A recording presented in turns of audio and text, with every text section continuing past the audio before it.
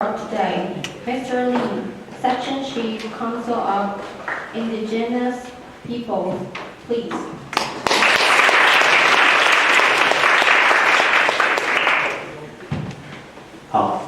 Your Excellency, Ambassador Wu Rongque Dashi, all the wonderful colleagues of INPR, and thank you for the invitation so that I can be here. And also, thank you for hosting such a wonderful event. And most importantly, all the young leaders in this room, you're like my younger brothers and sisters. It's very, very happy to see you. 大家午安，大家好。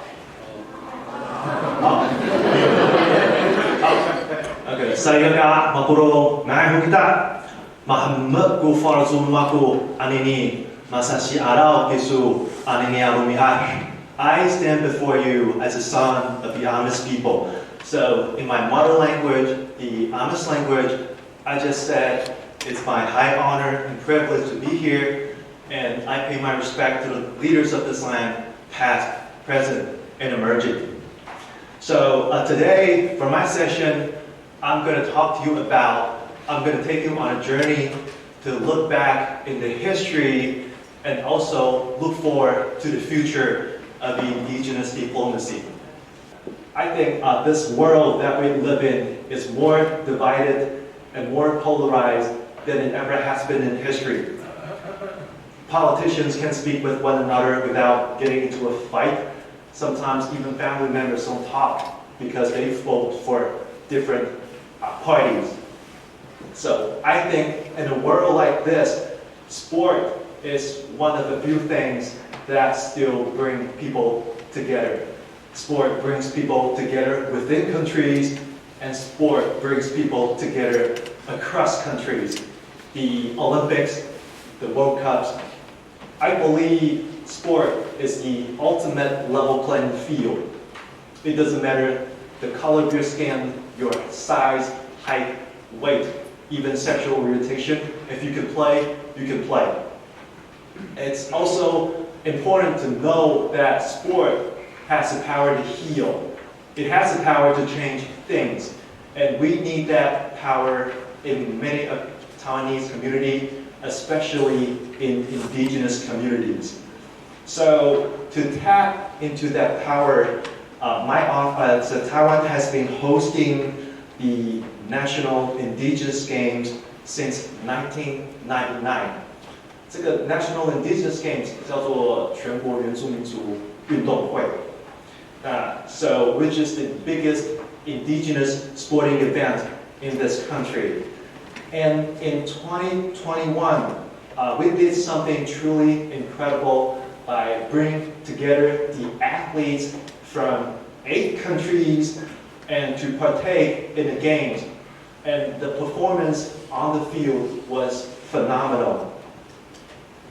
And also last year, we took a huge step further by putting together a team of New Zealand, Maori, which is the first time in history that we have a team representing a country to partake in the National Indigenous Games.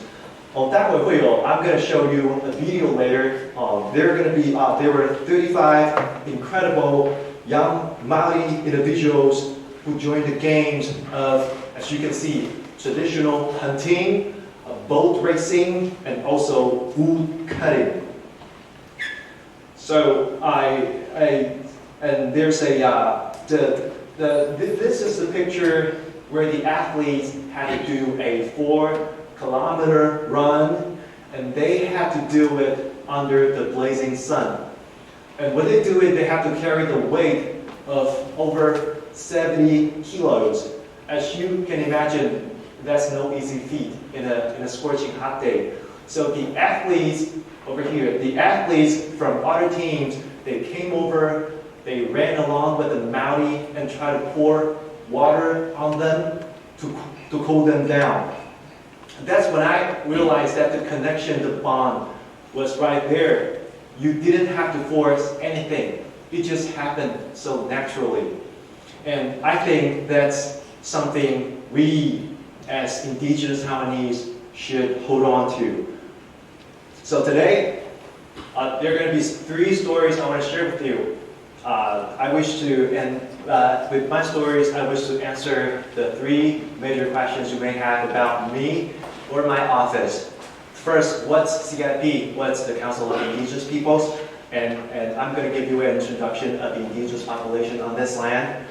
And secondly, what's Austronesian Forum? And most importantly, why does it matter? So for this session to work, I want it to be interactive and conversational. So whenever you have a question or a comment, please interrupt me. So first, what's CIP? So for all of this to make sense, I'd like to start by talking about the indigenous population in Taiwan. There are 16 officially recognized indigenous peoples, indigenous group, with a total population of over 600,000 people, which account for about 2.5% of this island. As you can see, I know all of you are from Taiwan, so you're pretty much very familiar with the map, but what you are not familiar is the indigenous distribution on this island. So on the right, we got Atayan people, Turuku, Sakiraya, Kaparan, and the Amis people, which is my population, which is my people. Mostly in Taitung City, we got Beinan Zuo, Binuyumayan. And on the Orchid Island, which many Taiwanese know about, we got the Yami people. So on the Central Mountain area, we got Saixia Zuo, Saixia, and Zedek, and Dao, Shaozu, Zhao, and Zhouzu, which they are based in the Alishan Mountain. And also, we got in Kaohsiung City, we got Ganagarafu, La Rua, Bunung, Rukai, and Taiwan. So all of this presents a very, very diverse culture in Taiwan. As you can see, some of them live in the Central Mountain area, and some of them live in the coastal area. Yeah, that's the video of the overall introduction of the 16 indigenous groups in Taiwan. Actually, there are more than 16 groups. The 16 is a number that has been recognized by the government, but there's been a constitutional court ruling that the Pingpu people could also be recognized as indigenous. So I think if you're really counting the numbers of the groups, there are over 20 indigenous groups in Taiwan, which is very, very amazing. So in order to be in service of the indigenous population, the CIP, our office, the Council of Indigenous Peoples, was founded in 1996 as a ministry-level government agency to promote policies with a focus on indigenous population. So this is the structure of my office, and they are right over there. There are 6 departments that handles different indigenous policies, and it pretty much covers every aspect of indigenous life in Taiwan. We now have a member of over 300 people, and our budget is about $11 billion, which is a lot of money and a lot of people. But all of this didn't come overnight.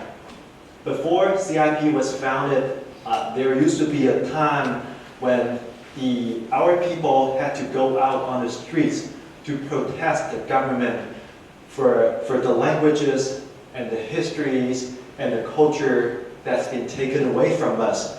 So 1984 was the year of the rising of the indigenous social movement. And that's because after years of pain and injustice, which forced our people to rally on the streets, to call for help for the problems they've been suffering for years, which include discrimination, human trafficking, labor issues, housing problems, and land loss, among many, many other issues. And in the meantime, our indigenous activists kept on working with global community. In 1993, the UNDRIP was proposed in the United Nations. So UNDRIP stands for United Nations Declaration on the Rights of Indigenous Peoples. If you're going to be talking about indigenous rights with global community, you gotta know how to say it. You gotta be aware of the term UNDRIP. So UNDRIP is the most comprehensive international document on the rights of indigenous peoples. It covers protection in languages, economy, culture, and among many other indigenous rights. So the indigenous activists at the time, they participated in the drafting of UNDRIP, and they were able to bring the elements back to Taiwan. And it turned out that all the core elements in UNDRIP had later become the backbones of indigenous rights in Taiwan. And how this whole thing started in the first place had a lot to do with global connection. So in 2005, a very, very important bill was passed, the Indigenous Peoples Basic Law, which is the highest standard of indigenous rights in Taiwan.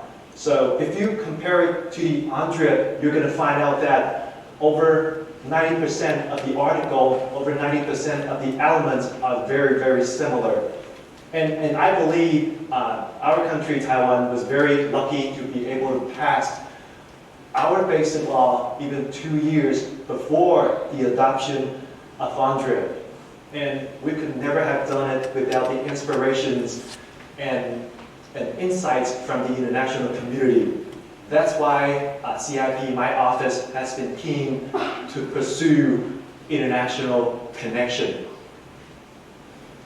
So in 2015, the former minister of CIP, my council, former minister Lin Jiangyi, he led a delegation to Canada to find out about the indigenous financial diplomacy, financial policy in Canada. So this photo was taken at TECO, Taipei Economic and Cultural Office in Toronto, where we're having a meeting with Ambassador Wu. So he was then the director of TECO at the time. So this photo was taken over 10 years ago. And back then, I was in that delegation. At the time, I was no good at the language.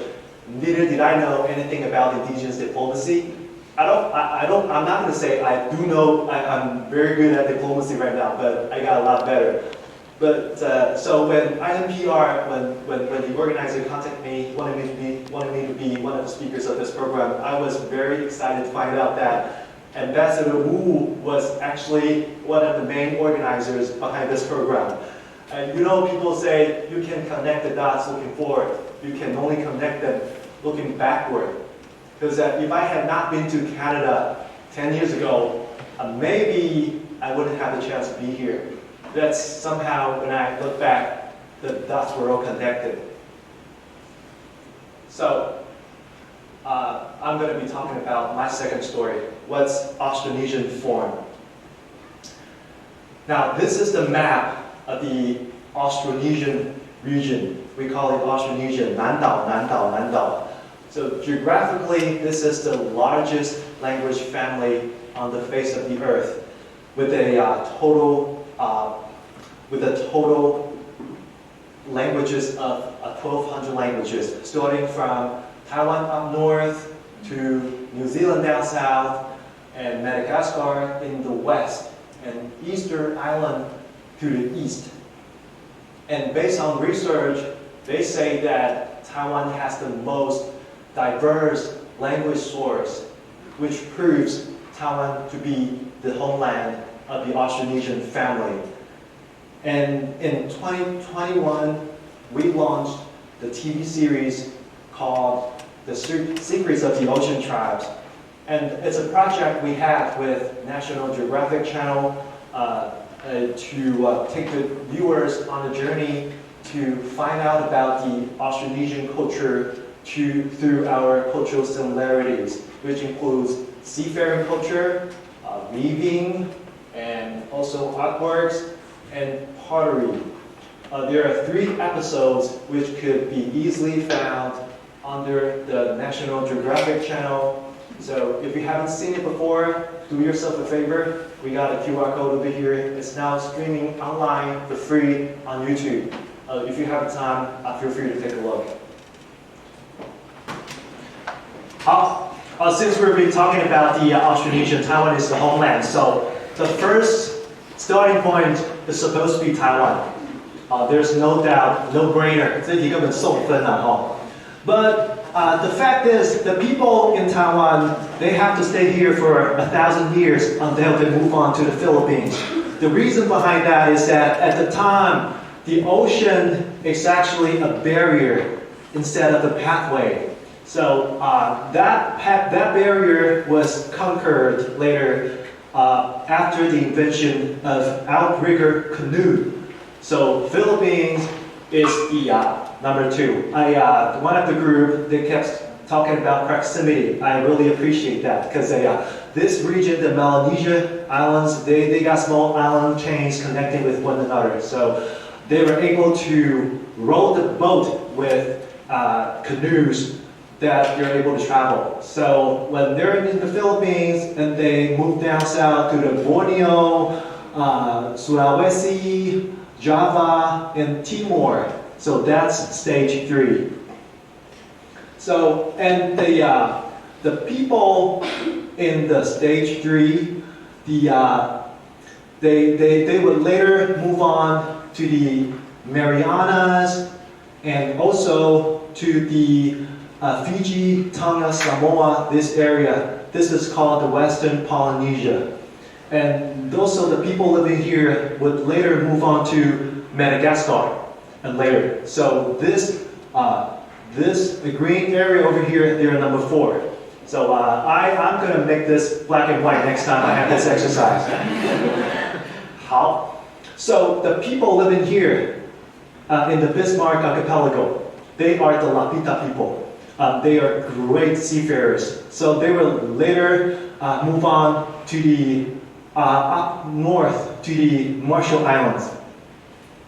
And I was earlier talking about the Fiji, Tonga, Samoa. They are the Western Polynesia Triangle. They were later, it took 1,000 years for these people over here, for the people over here to invent the double hull canoe, which is a very large, ancient seafaring, like a very large boat. And they would then move on to the big Polynesian triangle over here, which includes Hawaii, Easter Islands, and many, many other islands.